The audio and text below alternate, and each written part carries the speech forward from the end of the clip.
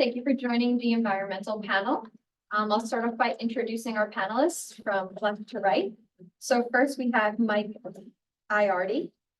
Mike has nearly 10 years of experience in conducting and managing studies involving chemical, physical, and biological exposure and human health risk assessment. He currently works as a managing health scientist at Stantec Chemrisk in Brooklyn, New York. Mike received his MS degree in industrial hygiene from the CUNY School of Public Health and is now pursuing his doctorate within the Department of Environmental, Occupational, and Geospatial Sciences. Next, we have Neil Feldscher, who's an adjunct professor at CUNY and is the Environmental Health and Safety Director for the Bureau of Environmental Design and Construction at the New York City Department of Environmental Protection. Mr. Feldscher previously served as attorney in the environmental group at a large law firm. Next, we have Rebecca Bachman, whose background is in landscape architecture and global health, based primarily in underserved communities in Latin America, including Brazil and Peru. Her recent work has included research design and teaching of Peruvian Amazon rainforest, which have the built environment and the determinant of human, social, and environmental health. As the teacher of community health and health policy at the CUNY School of Public Health, Rebecca is focused on the urban design and public health intersections. You can see our website to see everyone's full bio today for today's panelists. And we will jump into the first question. So this is for everyone. Considering the multitude of career paths in the environmental and public health space, what tips can you share for someone deciding what sector they want to explore? I can go first. So, Delaney mentioned I work for a consulting company called Stantec Chemrisk. And it was a really great way to get exposed to a lot of different industries. Consulting, I didn't know what I wanted to do after graduating from my first master's program in environmental health. Didn't really know that I enjoyed occupational safety and health, and literally Googled environmental health consulting, and a few firms came up and applied to them. And I just thought that was a good way to get a breadth of experiences. And I've been really fortunate for the past 10 years to work for the same consulting company and work in various industries. So I've been to oil and gas refineries throughout COVID. I did a lot of work with productions, so film and movie sets. I've also did indoor air quality investigations at manufacturing facilities. And I still don't know what industry that I primarily want to serve. I really enjoy the consulting aspect of it. But if you're like me and don't quite know, I think consulting is a really great path to choose. I would say I started as an industrial hygienist and didn't really know what I wanted to do. And I was lucky. I was a consultant at the time, and I went to what became, I believe they're currently the world's largest consulting firm. And at least they became that. They weren't at the time, but working with large consulting firms, you get to see so much stuff, which is sort of your example. You really get to see all kinds of things. And I think it gives you, especially if you don't know, it'll give you experiences in areas you think you know and areas you've never heard of. And I think that's such a great thing. So, you know, I know a lot of people don't like consultants, but I would say it's not a bad place to start. You're not pigeonholing yourself. I mean, unless it's a very small consultant only does one thing in one area and has one client. I mean, most consultants are much bigger than that. And if you go to a big one, you can get to see amazing stuff. I mean, in my 20s, I got to travel the entire country, spend the summer in Puerto Rico working. I mean, it was a lot of fun. and I learned what I wanted to do. Maybe. Still working on it. Yeah, I think so. The question is, what tips can we share for someone exploring what sector they want to explore? I think for me, my background has been varied, and the advice that I remember getting early on that I remind myself of all the time and that I really like to pass forward is to find the people that really inspire you, who you think are doing amazing work, and just reach out to them and talk to them and do informational interviews, and to just get immersed in things that you feel really passionate about through connections. That for me has been the way that I have been able to figure out what sectors, because I'm in multiple sectors, work for me. Yeah. Great. And Neil, how did you make the connection between law and environmental health? What skills did you gain from your legal training and that have benefited you in your career? So when it comes to environmental health and the law, I mean, environmental health is driven by the law. For anyone who's not familiar with it, we had driven, the industrial revolution, the chemical revolution, we had driven the world to be almost, I guess, what was getting to the point of being uninhabitable back in the 60s. And it was really a 60s movement that drove the laws. But the laws drive what we do, and it's all about public health and environmental public health. So the two are so intimately tied that you can't separate them. When you look at, why should we have clean air out there? We can say public health. No, it's driven by the Clean Air Act, which was intended to drive public health and make it safe for all of us to walk around and breathe without a mask on. Why do we have clean drinking water? Because things like the Clean Water Act and the Safe Drinking Water Act came out in the 70s, trying to fix the problems, of the 60s, where we had the Cuyahoga River kept catching on fire. A river catching on fire, I think 11 or 12 times. That was all intended to fix it, but it was all legally driven. So the backdrop, I think to me, the backdrop of all environmental health is the law. That's what's driving every single thing we do when it comes to whether it's air, water, waste, disposal of things, our pans that we cook in, why do they have one chemical coating and not another chemical coating? Every single thing about that is driven by environmental law. So to me, they're intimately tied. But I think becoming an environmental lawyer really helped my consulting side, because I was a consultant first. But becoming an environmental lawyer at night, I think really helped me sort of understand why I was doing what I was doing. Like, I'd be out there doing stuff, water testing, air testing, consulting. I didn't know why. I just knew, that's a rule. You should do that. We shouldn't have lead in drinking water. Why? I don't know. Why do the numbers change? Why do we update them? When do we update them? All driven by the law. So to me, they're, like I said, you can't get away with it. I mean, you can sort of work at the periphery and not know it, but it's always behind you, driving every single thing we do in environmental public health. Definitely go hand in hand. What professional development opportunities are available in the environmental and public health space, and what connection or network should someone consider? This is open to anyone. Yeah, I've gotten really involved in the American Industrial Hygiene Association. So it's the premier professional society for industrial hygienists and occupational and environmental health scientists, along with ASSP, American Society of Safety Professionals. I joined in 2014, but really didn't actively start getting involved until a few years ago. And I think that's really changed the path of my career and changed my network. Industrial hygiene and safety is a very small, close-knit profession. You're constantly running into the same people at different consulting firms, different academic institutions. And so this society brings everyone together, and it's a great way to even build out your niche. So I, throughout my career, kind of evolved from just generally enjoying learning about chemical exposures in the environment and human health effects. That evolved into understanding those in a workplace context. Now I'm starting to really enjoy learning about psychological hazards in the workplace and how, as safety professionals and industrial hygienists, we can use our skill sets to mitigate those psychosocial stressors, along with other interdisciplinary teams. So through AIHA recently, I helped to start our Pride group. So it's a group of LGBTQ plus IH professionals and their allies we're doing research to help support LGBTQ plus workers and also those in our profession. So it's been a really great way to get involved with the professional society, meet people, and really you can make it to be your own thing. Well, I was going to say that answer.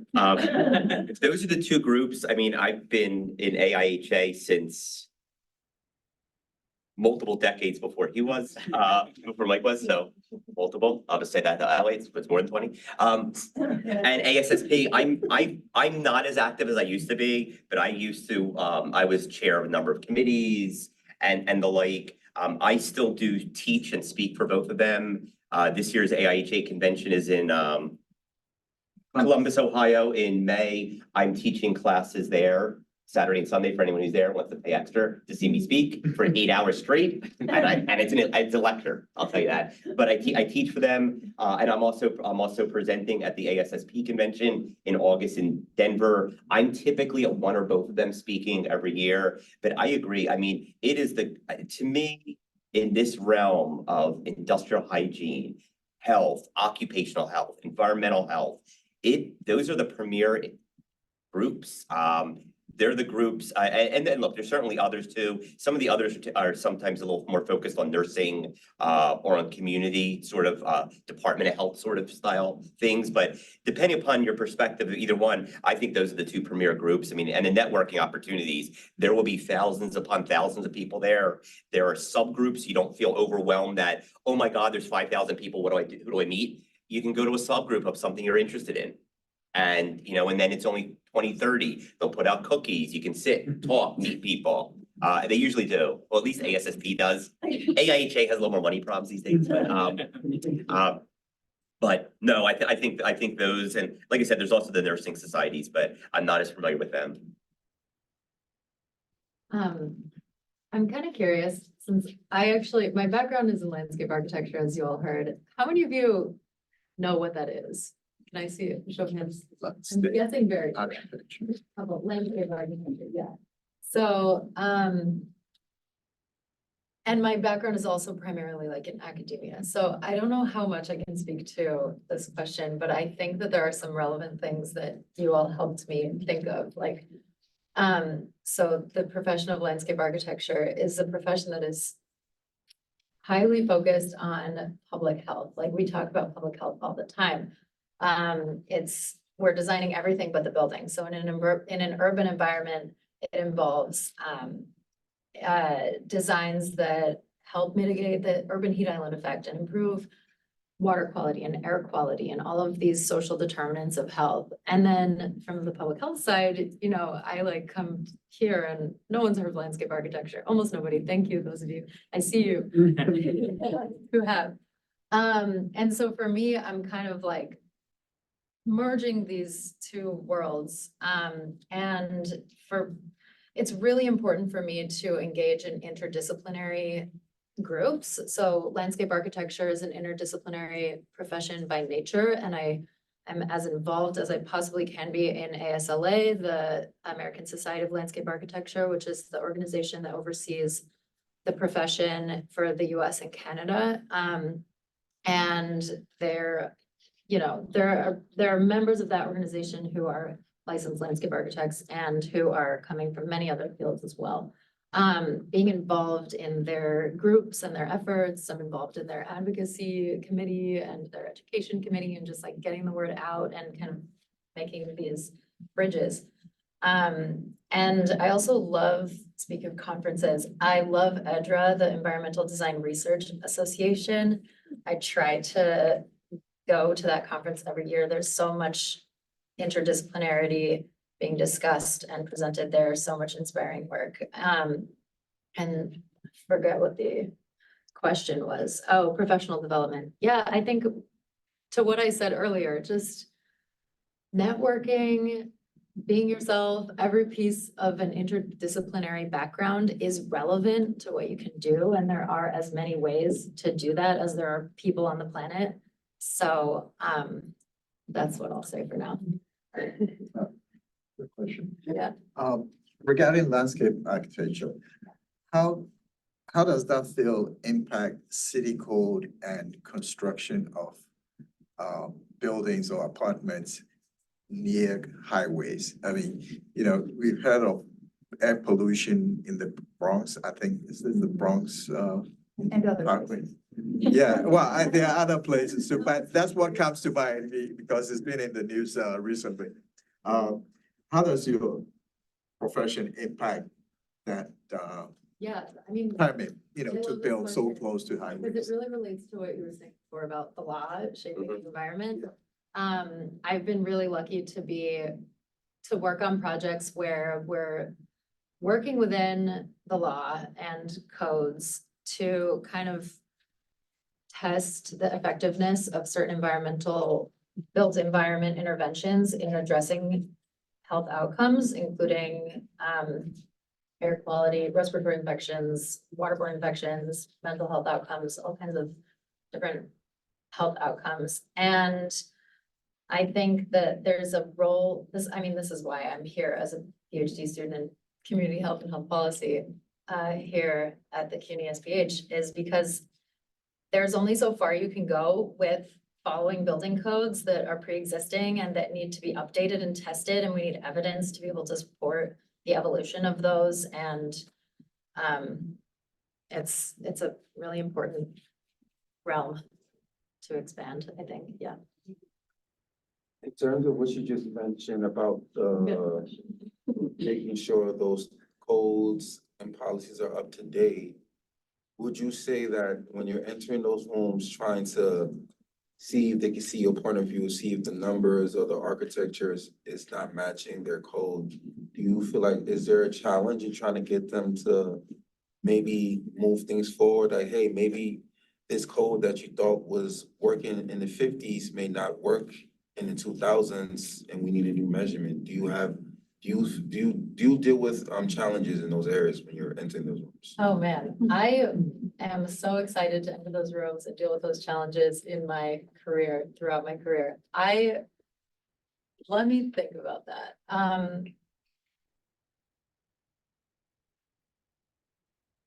I'll give There's- the DOB's point of view for a Yeah. second. I'm not DOB, I'm DEP, but I do work with the DOB and I do work on the code committees.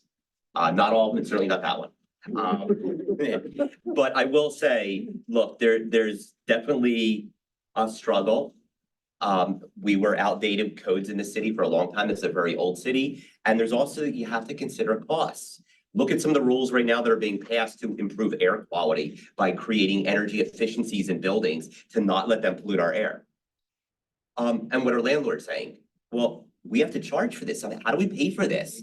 And you have to balance it. So look, I'm not here as a DEP employee. Nothing I'm saying is imputed to be Mayor Adams' opinion. And these are my opinions and my opinions only. I didn't say that. But it is a very tough thing. We sit in those committees and it's really tough. You want to say we should do this, but recognize that it could crush people, in buildings. People can't afford their apartments anymore. They can't afford living in. You have to somehow balance. How do you get from an ancient city? It's fine. You want to move to somewhere where there's nothing built, build the greatest thing ever. And that's perfect. That matches every future idea. But when you have these old buildings, how do you get there when you're already starting here and you can't just do that and no one can afford it? So it's a very tough balancing act from the code side. Are we perfect? Absolutely not. I do say that they are much better than they have been the last decade. I'm gonna say DOB has been updating codes and they're trying to get there, but they still run afoul of building owners because things are too expensive to be affordable. I'm gonna ask this, I used to intern at the DOH as a junior health inspector. And one of the things health inspectors do is they go into these areas and they inspect it, and if it's not up to date, that's a whole nother fine you have to get charged with, not what the DOB might even hit you with, you're not even up to code. To follow up, I haven't been in the exact situation that you're describing, and I'd like to share an example. I've never worked in New York City. My work has been based in the tropics, for the most part.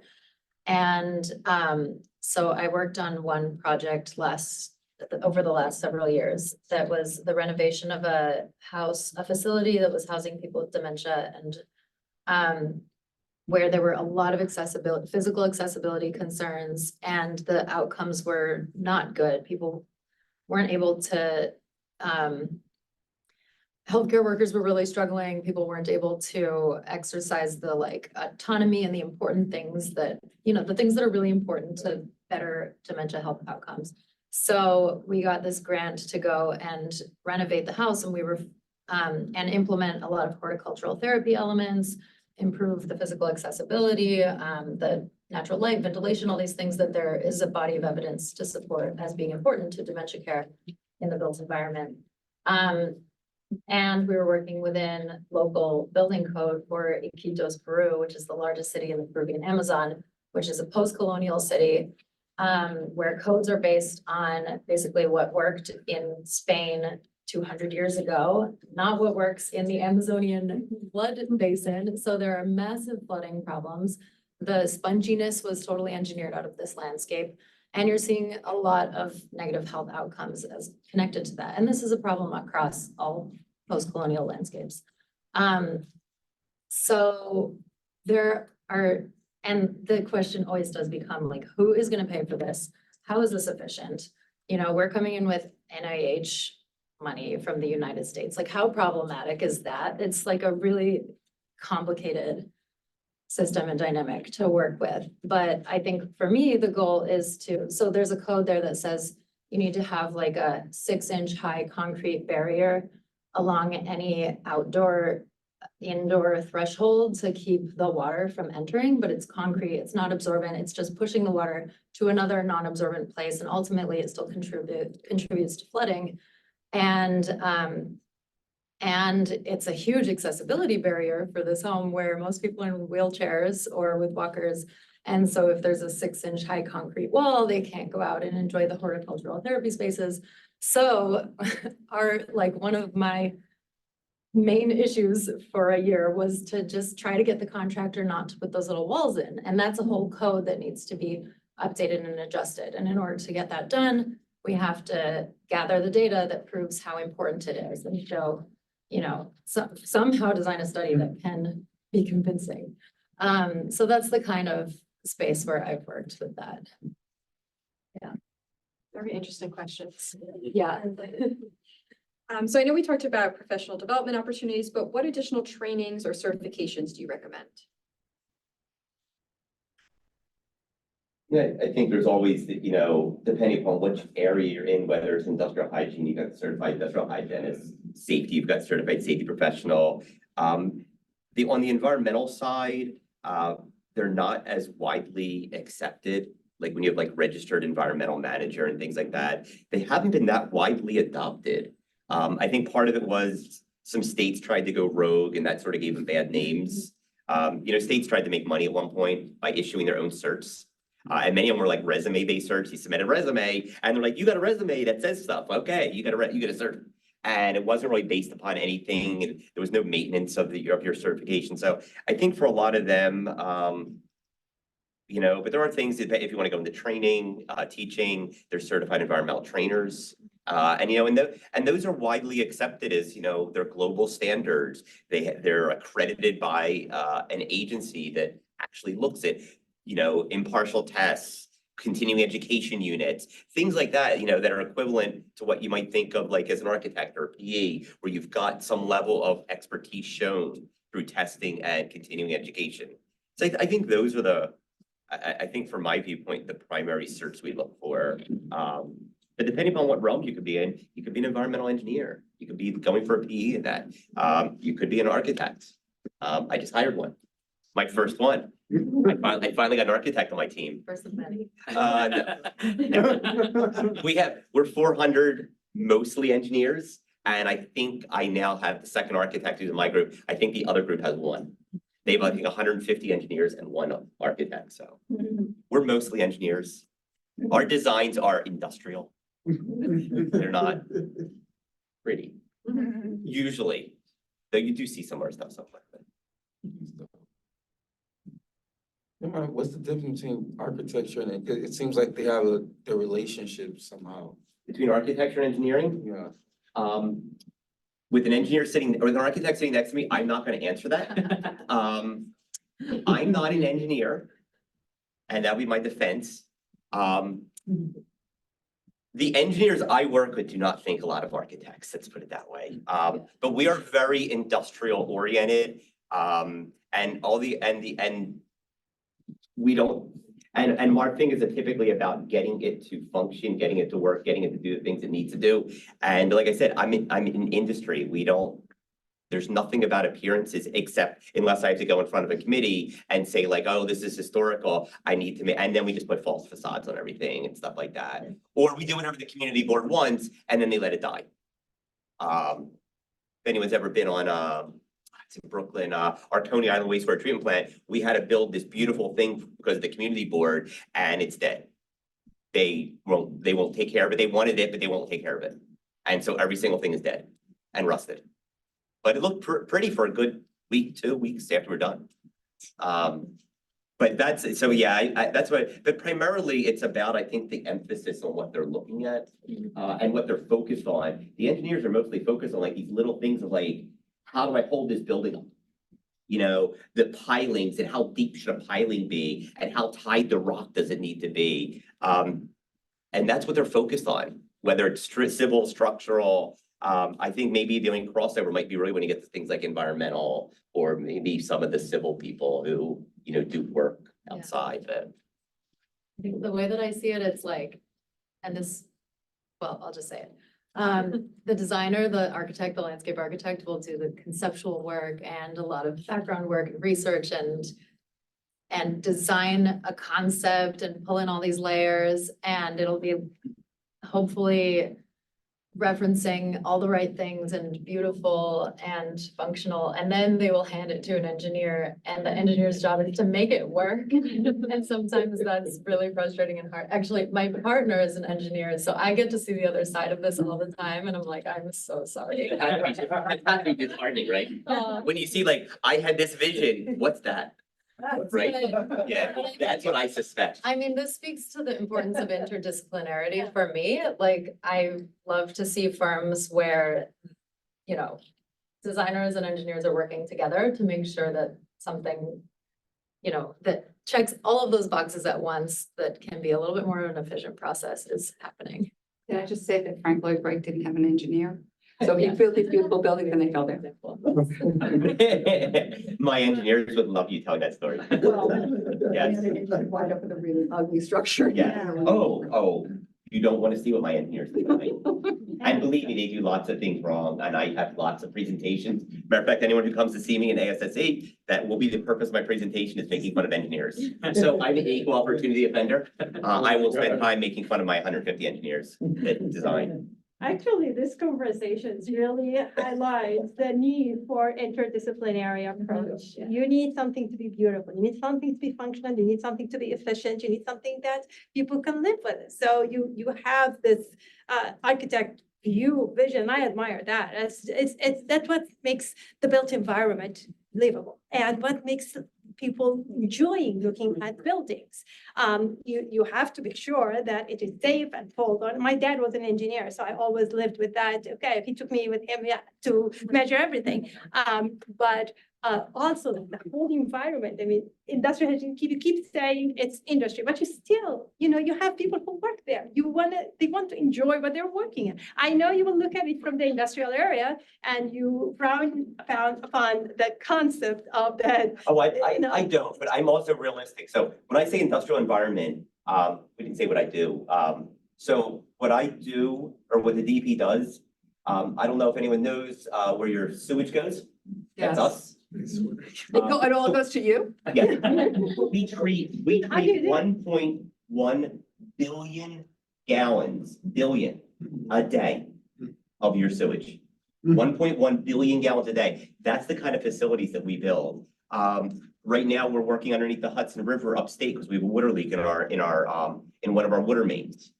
It's an aqueduct, called a water main.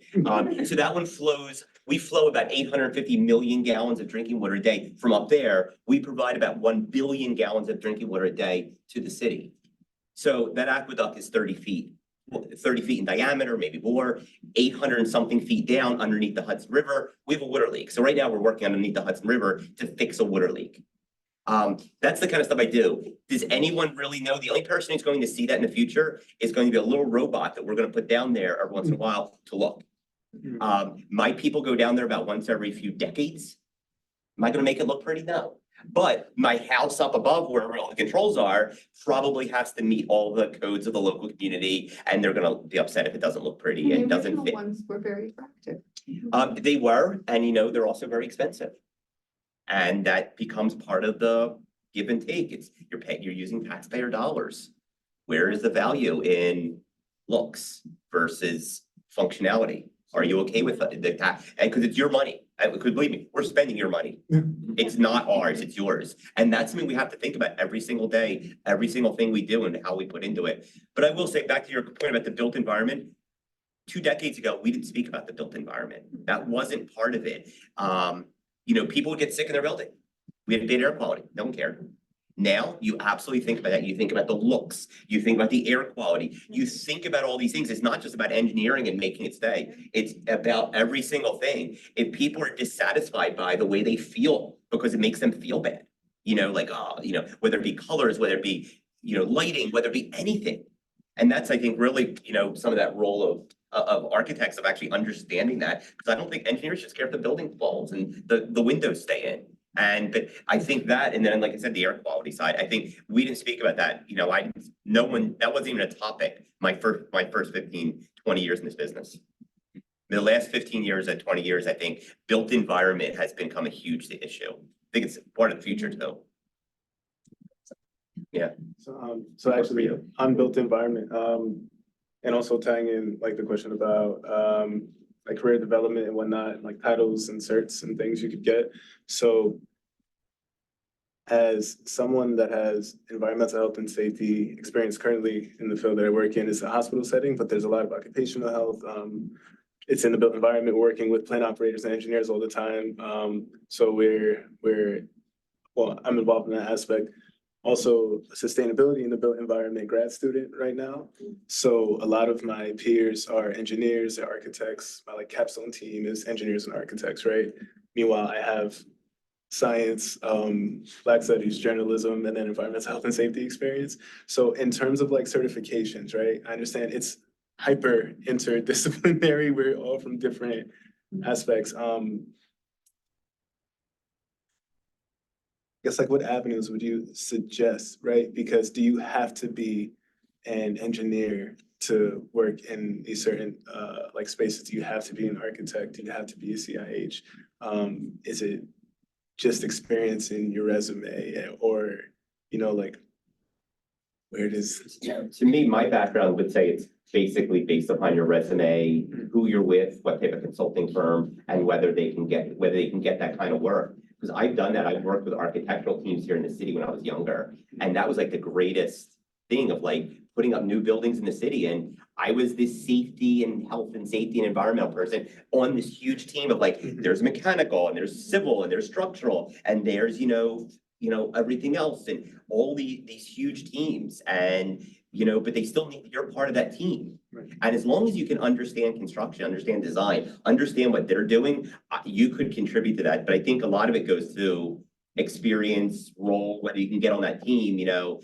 I think none of those firms I worked for were ever looking to hire someone full time. They were looking to bring a consultant on that support that. They'll hire the mechanical and they'll hire all these groups, but they're not looking to keep environmental and industrial hygienists on full-time staff, but they're looking to support it. So I think that was where a good place for being a consultant really helped, especially one who had inroads with design firms. And because there's so many design firms here in the city. Oh my God, so many. But yeah, that was some of the greatest experiences I've done.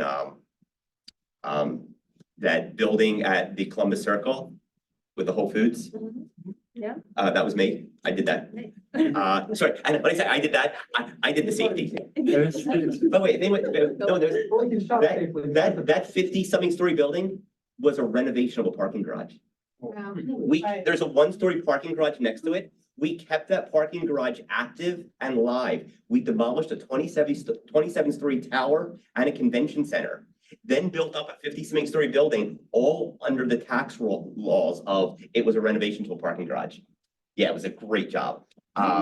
Yeah, but I was basically their EHS consultant for that, helping with the demolition, helping with the ideas of coming back and what are you building and what about, what are you putting in there in the way of life safety features and what are you doing for air quality and what are you doing for these things? Like I said, being able to be with a consultant who can get jobs like that is a great thing. Sorry, I rambled on that one. I usually do. I mean, my first thought also was it's about having interdisciplinary team. And thank you for sharing some of your background. I also have a journalism background way back. And it all is part of who you will be professionally and who you are professionally. And you will always be working with people with expertise in multiple things, too. So, I mean, I love opportunities where I get to work with, like, you know, I'm not the only landscape architect. Landscape architects have wear a lot of hats. But there are always artists, there are always researchers, there are always writers, there's hopefully an engineer who can make the whole thing not structurally fail. And, you know, it's about having that like interdisciplinary team where everybody has their interdisciplinarity individually and they're sharing it across that community.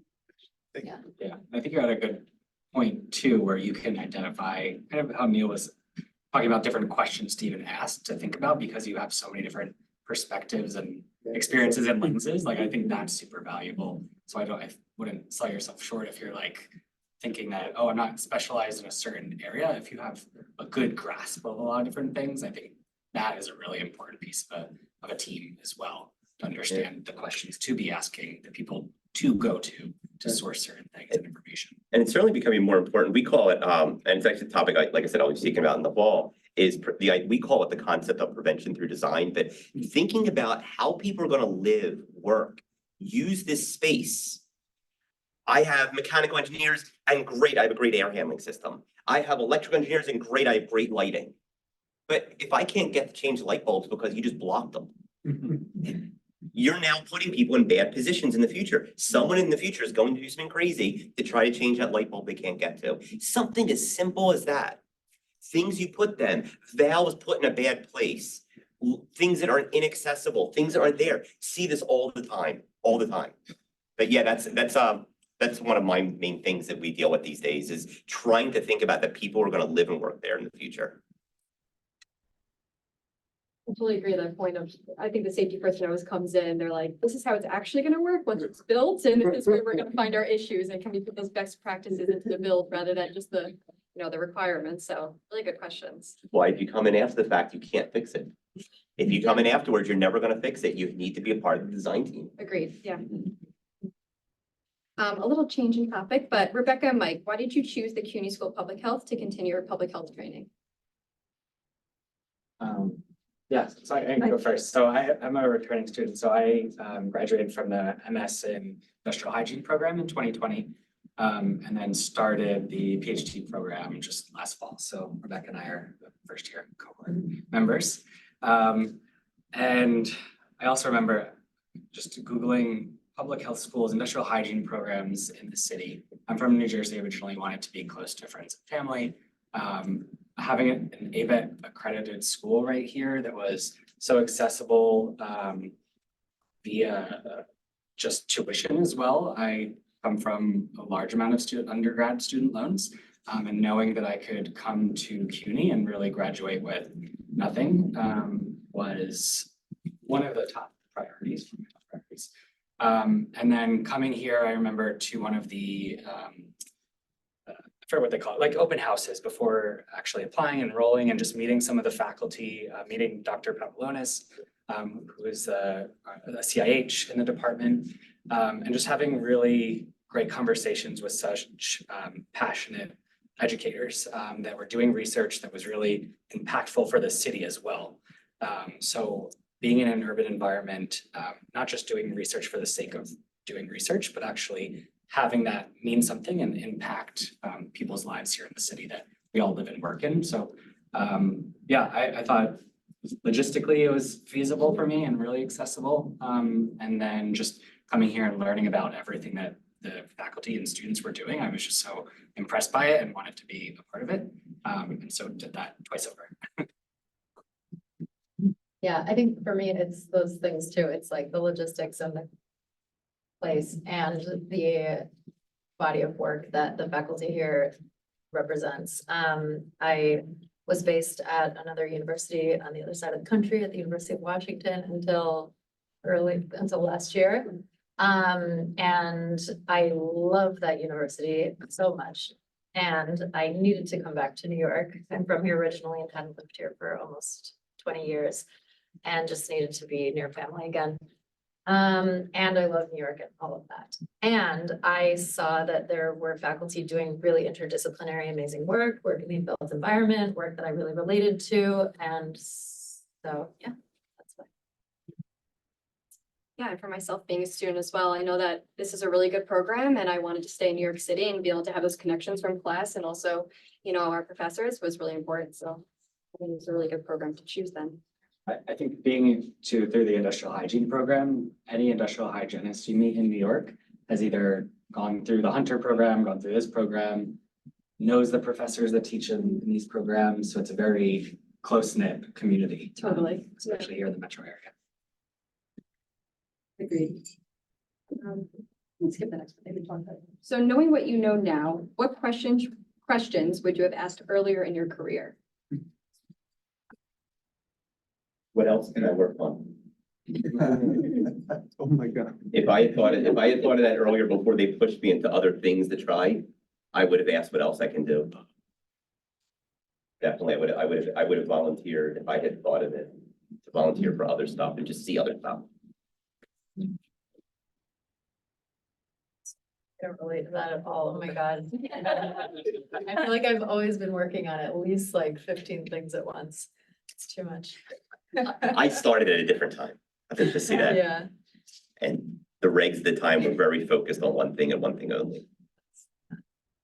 For me, what comes to mind is I feel like have spent a lot of time trying to fit my path into some story that exists already and makes sense to people at large.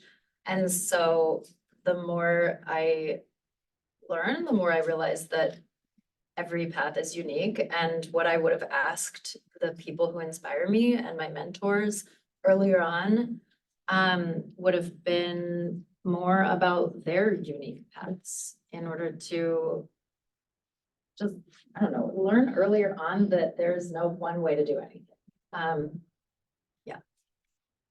Yeah, I think similarly, just asking people about their experiences attending events like this. It's even helpful for me, like attending a panel earlier this morning and the breakout session, just hearing how people's journeys meander. And without certain experiences or risks that they're taking, that they wouldn't be at the point they are today.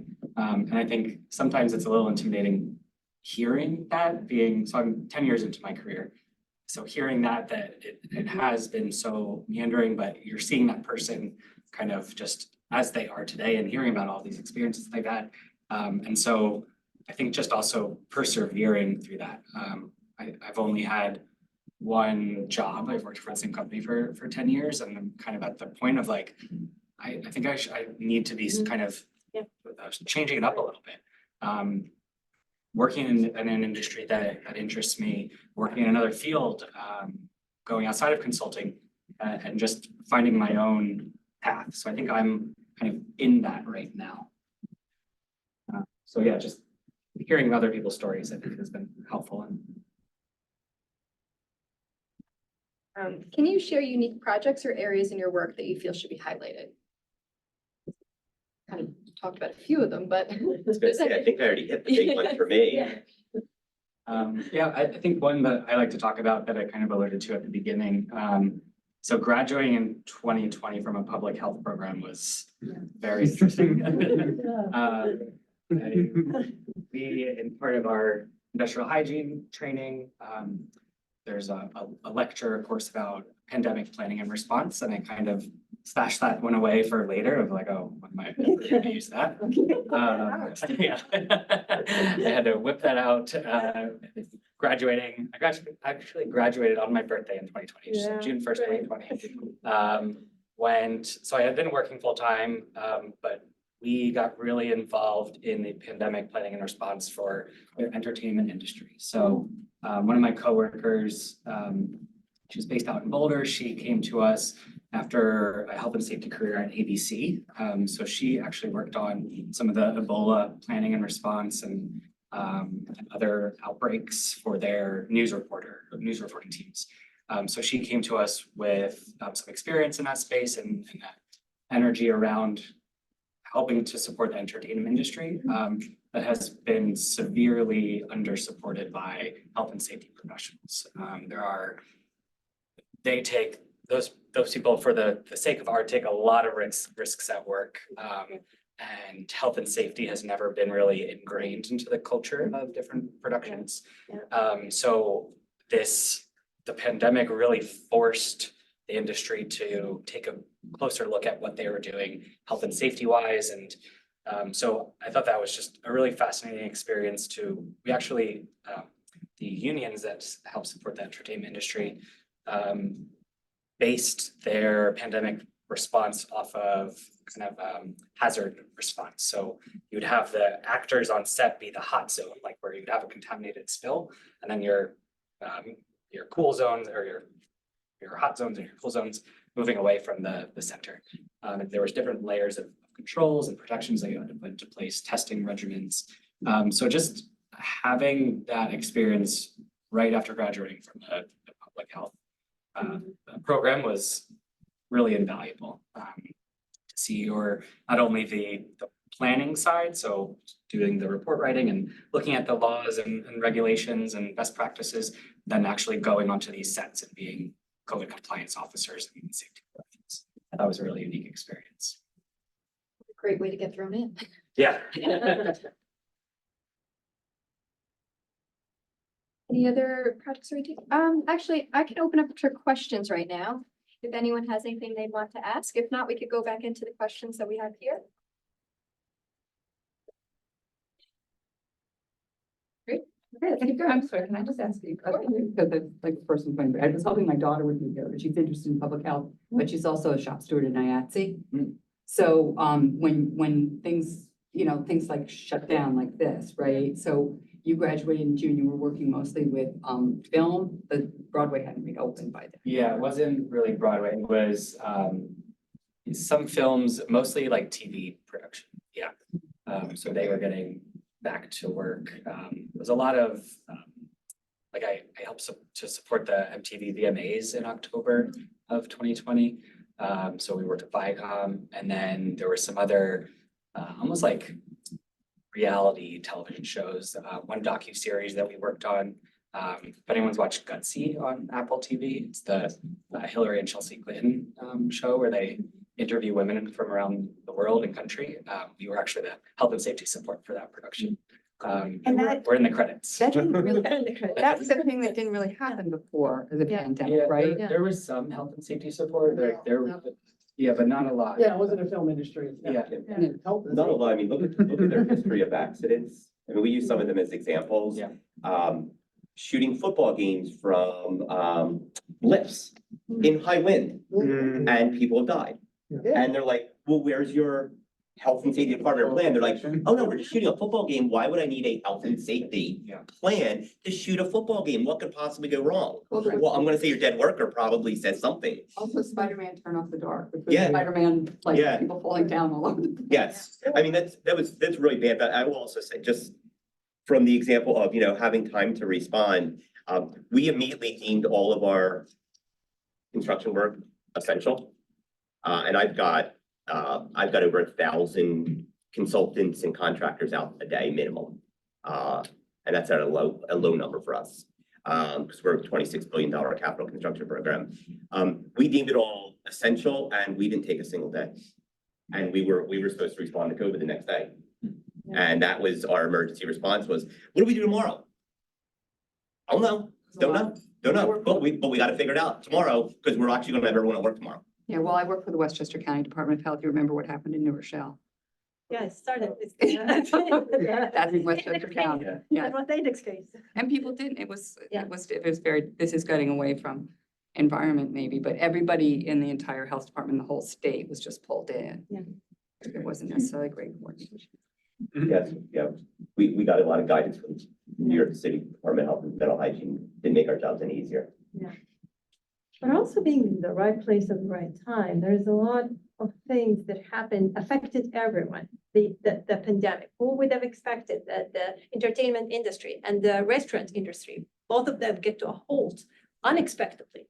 And to go back to business, they had to find innovative ways. And one of them, okay, let's do some production and then have few people and start, movies that doesn't require audience and doesn't require a lot of people, and you can still keep the 6 feet distance. And this, all just came from that moment of time that all of us could reflect on and see how our life drastically changed with that pandemic, and what you learn from that, and what you appreciate jobs that you took them for granted before. Super quick question. Yes. In terms of, so we're talking about industry, we're talking about engineering, architecture, safety. In terms of projects and like developments that you've all been a part of or like supported any types of productions, have there been any social challenges? So like by social, like community-based challenges, because a lot of like projects and developments are about, the forward thinking, let's get energy efficient, let's get safety in check, let's make sure we're infrastructurally sound. But have there been any challenges that face the communities that these initiatives are implemented in? And what are some of the, maybe not compromises, but the ways that, you had to interact with, work with, not necessarily just work around, but like collaborate with, transparency, stuff like that? How does that look? Hey, that's where you know if you have a really good press group and stuff, because like so much of our work, at least a portion of our work, a few billion of it, goes to city work, like flood control. When it rains, does any part of the city flood? Yes. Yes. Absolutely. Does anyone remember a few months ago where, what was it, the Brooklyn thing, whatever that lake is in the middle of that park, overflowed blocks away? That's the kind of stuff we deal with. And so we have projects that are aimed at that kind of stuff. But yeah, it's getting the community on board and having that level of understanding of why we're doing and what we're doing. And there's also the general mistrust. I mean, I'm with the government, so no one likes the government. Everyone mistrusts the government, and nowadays probably even worse than it's ever been in my career. But trying to get them to understand what you're doing and why you're doing it, and and hoping that that open and honest communication goes far, but it doesn't always. Maybe I'm gonna try to rephrase the question. So instead of in like support of like interdisciplinary, right? And just like visibility representation, instead of a forum where you're speaking to the community, is it ever possible where on your committee that's doing the development, there is like a representative or a member there? We use community representatives all the time. So like So when we're working inside of a community where it's going to have a significant impact, like we're not behind walls, yeah. where you're not going to see us. If we're out in the community, we want community representatives from the local community on our group working with us, and it helps. It doesn't always help, but we try.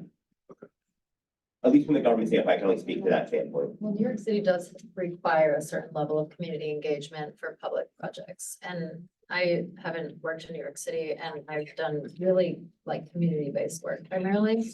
And there's always a massive community participatory component, multiple types of methods that we use to flip the power, you know what I mean? And get community members building the environment that they want, and highlighting their expertise and experience as like the most important part of the design process. And then of course that comes to head with what we know as trained designers and what the code says and everything else. And there's like a tension between those things, but I mean, landscape architecture, to plug it again, is a field that is really focused on environmental justice and design justice, and community participatory processes are fundamental to that. Yeah. For one more? Does the load height of a ship or a boat passing on that bridge come under your jurisdiction? You know, one of the Are you questions. thinking of anything related to Baltimore? I think. Um, They whacked the clear. Right, the clearance for ships. We don't build ships very often, but I have about 5 years ago, we built 3 sledge vessels. If anyone knows, we still transport sludge by vessel here Really? in the city. Yes, we do. And dump it where? Don't ask. It's nowhere near where you live, it's okay. But that being said, it's, what I will say is, that those things are typically either Coast Guard or something like that. And the height of bridges, but that's what goes back to design. Like, why do you build bridges and then 20 years later, the ships don't look like they used to look, and suddenly your bridge doesn't work anymore? We run into those problems all the So, time. so I maybe think you shouldn't load your What's that? boat so high. It's not the height, it lost the propelling power. So Yeah. instead of moving to where Yeah. to go, where is the Yeah. higher arch, Yeah, it they, hit the column. yeah, they declared a maiden, And they they declared a tried. maiden. Oh, And they hit tried, the they hit the column. Yeah, they lost propulsion, I think. Yeah, they lost Either propulsion or propulsion. steering, one or the No other. propulsion, Yeah. that's what we. Okay, so it wasn't the height. But that, by the way, that is an issue. We build things all the time. Yeah. We build roadways, we build bridges upstate. Oh, yeah. And there's times when we Yeah. build them and 30, 40 years later, we think we can live with them All and over the community yeah. can't anymore. Yeah, and hitting one column to a 3 kilometer Yeah. bridge. Yeah. Totally collapse in a Yep. second. It needs some support somewhere. It looks like a child's toy. Yeah, it did. Yep. Exactly. Yeah, if you've ever seen those videos of bridge collapses, they look like children's toys when they collapse. Yeah. Because it's because of the trestle structure. and Just, once you- it's just the way they're built. They remember the one, what was the one that, got motion in it? Tacoma Narrows Bridge. Yes, and it was a harmonic motion or something, and it just basically shook itself to And death. that was an example Oh, that yeah. changed code forever. Yep. Yes, love And that story. tragedy has a tendency to change code. Yes. Yeah. Tragedy changes code all the time. So unfortunately, we are at time. I know that we could probably talk for another few more hours. It was a great conversation. And if anyone's ever taken my class, you know I can speak forever. Let me know, Valerie. I just wanted to say.